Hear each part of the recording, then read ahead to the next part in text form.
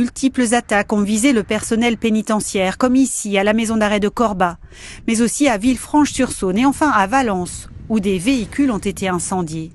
L'inquiétude gagne la profession. Les collègues ressentent bien sûr de la peur, de l'inquiétude et une part d'incompréhension également, puisqu'ils viennent pour faire leur travail, tout simplement, et qu'à l'heure actuelle, ils se retrouvent en danger, même en dehors de leurs heures de travail.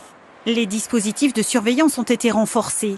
Ce matin, le ministre de l'Intérieur indique dans un tweet que des attaques ont été déjouées, dont l'une à proximité de la maison d'arrêt de Vars, en Isère, où 3 personnes avec un bidon d'essence ont été contrôlées.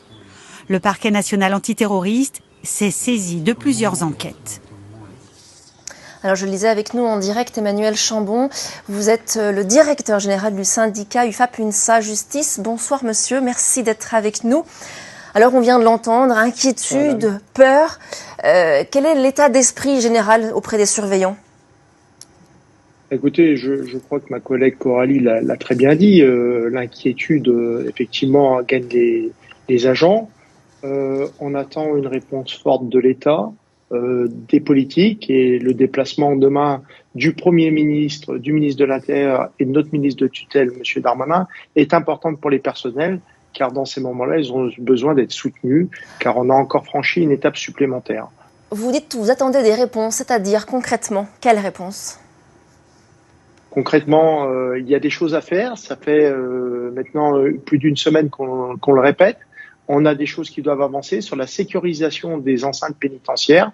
Aujourd'hui, vous pouvez vous présenter devant une prison, c'est un vrai hall de gare. Vous y rentrez comme vous voulez. Les domaines sont grands ouverts. Il faut sécuriser, il faut passer à une étape supérieure. Aujourd'hui, la société a évolué. On voit que rien n'arrête ces individus qui vont jusqu'à tirer sur des maisons, mettre le feu à incendier des portes en risquant de tuer des gens. Comment vous expliquez ces actes, ces dégradations, ces surveillants pris pour cible ?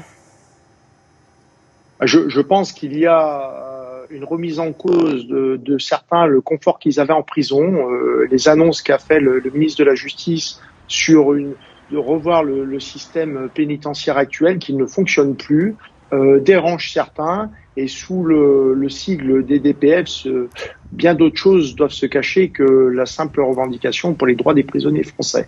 Et qui pourrait être derrière cet acronyme ? Des gens qui n'ont pas intérêt à se retrouver dans des prisons dites de haute sécurité et qui ne pourraient pas continuer à faire. Par exemple, la criminalité organisée, les narcotrafics, qui n'ont aucun intérêt à aujourd'hui se retrouver dans des prisons où ils ne pourraient plus continuer à faire ce qu'ils font aujourd'hui.